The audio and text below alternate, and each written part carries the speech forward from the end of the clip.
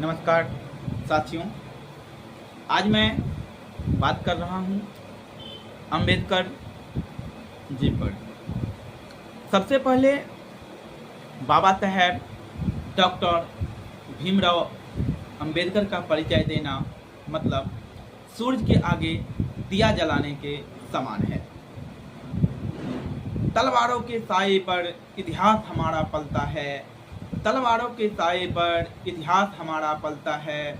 जिस ओर जवानी चलती है उस ओर जवाना चलता है, उस ओर जवाना चलता है। जब हम अंबेडकर जी का नाम लेते हैं, जब भी हम लोग अंबेडकर जी का नाम लेते हैं तो हमारे सामने एक ऐसा व्यक्तित्व उभर कर सामने आता है जिसने विपरीत परिस्थितियों को अपने कदमों की सीढ़ी बना दिया। जिसने विपरीत परिस्थिति में, जिस समय में बाबा साहेब डॉक्टर भीमराव अंबेडकर शिक्षा ग्रहण कर रहे थे, उस समय में उन्हें क्लासरूम में नहीं बैठने दिया जाता था, क्लासरूम से निकाल दिया जाता था। विंडो यानी खिड़की से लटक कर उन्होंने पढ़ा लिखा, जातिवाद का शोषण दमन सहा है। आज आमून तौर पर अगर देखा जाए तो जितनी आज़ादी दिया गया है, छूट दिया गया है बच्चों में, उसके बावजूद भी बच्चे पढ़ना नहीं चाहते हैं।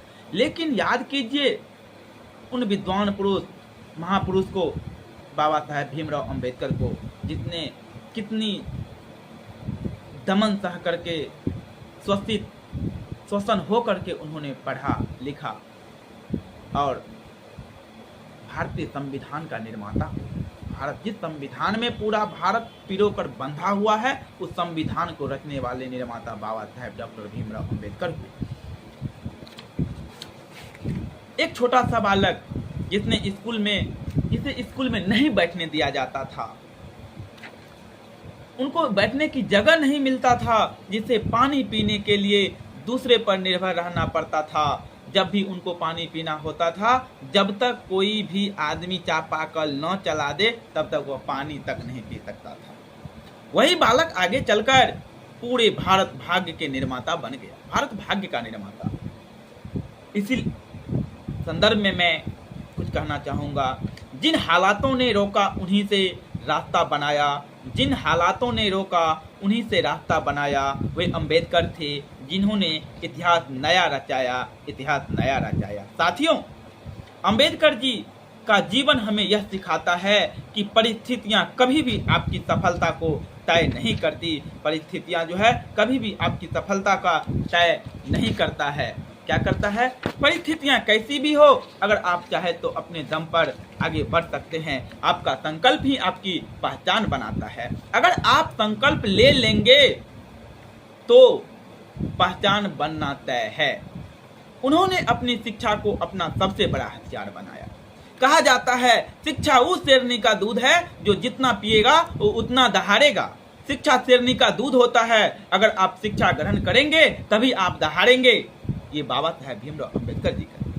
उन्होंने कोलंबिया यूनिवर्सिटी से, बाबा साहेब भीमराव अंबेडकर कोलंबिया यूनिवर्सिटी और लंदन स्कूल ऑफ इकोनॉमिक्स जैसे विश्व के प्रतिष्ठित संस्थानों से उच्च शिक्षा प्राप्त किया है उन्होंने।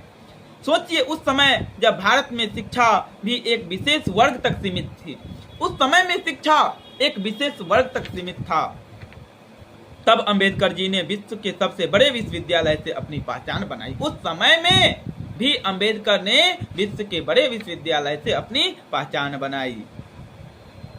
अब मैं कलम की धार से किस्मत लिखी जाती है, कलम की धार से किस्मत लिखी जाती है। मेहनत करने वाले की दुनिया स्वतः झुक जाती है, दुनिया स्वतः झुक जाती है। अगर आप मेहनत करेंगे तो दुनिया क्या सफलता आपके कदम चूमेगी। मेहनत से बड़ा कोई भी, कलम की धार से किस्मत लिखा जाता है। अगर आपने संकल्प ले लिया और कलम उठा लिया तो आपका किस्मत बदलना तय है। अगर नहीं उठाएंगे तो नहीं होगा। आज के जनरेशन को मैं देख रहा हूँ, बच्चे जो भी छोटे छोटे बच्चे हैं पढ़ाई पे कम, मोबाइल पे बहुत ज़्यादा ध्यान देते हैं। एक स्टूडेंट के पास 4 इंस्टा आईडी बना हुआ रहता है। क्या होगा इंस्टा आईडी बनाने से? हम लोग को ये पता भी नहीं है कि इंस्टाग्राम पे एक आईडी कैसे बनाया जाता है, लेकिन आजकल छोटे छोटे बच्चे को मैं देख रहा हूँ रील्स अपलोड कर रहे हैं इंस्टाग्राम पर। साथियों, अगर आज एक स्वतंत्र और लोकतांत्रिक देश में सांस ले रहे हैं, अगर आज हम लोग एक स्वतंत्र देश में सांस ले रहे हैं, तो उसका सबसे बड़ा श्रेय जाता है उस महान व्यक्तित्व को जिसने हमें भारतीय संविधान दिया, भारत के संविधान में पिरोया। यह संविधान सिर्फ एक किताब नहीं है, यह संविधान जो है सिर्फ एक किताब नहीं है, यह भारत की आत्मा है। क्या है? यह भारत की आत्मा है। यह हर नागरिक के अधिकारों की गारंटी है, प्रत्येक नागरिक का अधिकार उसमें समाहित है। यह समानता, स्वतंत्रता और बंधुत्व का आधार है। स्वतंत्रता, यह प्रत्येक नागरिक के अधिकार और समानता, समान भाव होना चाहिए, एक दूसरे में समानता होनी चाहिए। स्वतंत्रता, फ्रीडम होनी चाहिए, और बंधुत्व मतलब भाईचारा होना चाहिए। इसका ये आधार है। क्या है? इसका ये आधार है। हर दिल को हक मिले, हर दिल को हक मिले, हर जान को सम्मान, हर दिल को हक मिले, हर जन को सम्मान मिले, अंबेडकर के संविधान से ही ये पहचान मिले, अंबेडकर के संविधान से ही ये पहचान मिले। लेकिन अंबेडकर जी का सपना सिर्फ संविधान बनाना ही नहीं था, उसका सपना था एक ऐसा भारत जहां कोई ऊंच नीच ना हो, हमारे देश में कोई ऊंच नीच ना हो, जातिवाद ना हो। जातिवाद को खत्म करने के लिए उन्होंने पूरी जी जान लगा दिया कि आपस में जातिवाद खत्म हो हमारे देश से, जो अभी भी नहीं खत्म हो पाया। क्या हम लोग अभी स्वतंत्र देश के नागरिक हैं? एक स्वतंत्र देश में क्या स्वतंत्र हैं हम लोग? अभी स्वतंत्र बिल्कुल नहीं है। हम लोग उस अंग्रेज से तो स्वतंत्र हो गए हैं, लेकिन जातिवाद के दमन से स्वतंत्र कहां हो पाए हैं? अभी भी जातिवाद हमारे समाज में कूट कूट कर भरा हुआ है। उन्होंने कहा था, अब है सपना था एक ऐसा भारत बनाना जहां ऊंच नीच, कोई ऊंच नीच ना हो, हर जगह हर इंसान को बराबरी का अधिकार मिले। उसने कहा था, मैं ऐसे धर्म को मानता हूं जो स्वतंत्रता, समानता और बंधुत्व सिखाता हो। अंबेडकर जी ने कहा था, मैं ऐसे धर्म को मानता हूं जिस धर्म में समानता हो, बंधुत्व हो, भाईचारा हो, ऐसे धर्म को मैं मानता हूं। आज हमें खुद से सवाल पूछना चाहिए, प्रत्येक जन जन को आज खुद से सवाल पूछना चाहिए। आप अपने मन से पूछिए, आप खुद से सवाल पूछिए, क्या हम उस भारत की ओर बढ़ रहे हैं जिसका सपना अंबेडकर जी ने देखा था? क्या हम लोग आज बढ़ रहे हैं उस ओर? नहीं बढ़ रहे हैं, बिल्कुल नहीं बढ़ रहे हैं। जिसका सपना नफरत की दीवारें अब गिरानी होंगी, नफरत की दीवारें अब गिरानी होंगी, बराबरी की राह को सबको, बराबरी की राह सबको दिलानी होगी। अंबेडकर के सपनों को सच करना है, अब हमें जिम्मेदारी निभानी होगी, अब हमें जिम्मेदारी निभानी होगी। प्रिय साथियों, अंबेडकर जी ने हमें 3 मूल मंत्र दिए थे। क्या दिए थे? 3 मूल मंत्र दिए थे अंबेडकर जी। शिक्षित बनो, प्रत्येक जन जन को शिक्षित बनने के लिए संगठित रहो, एक जगह एकत्रित रहो, संगठन बनाओ, यूनिटी रखो और संघर्ष करो, मेहनत करो। मेहनत के बल पर हर एक चीज किया जा सकता है। अगर आप मेहनत करेंगे तो मेहनत के आगे दुनिया सलाम करती है।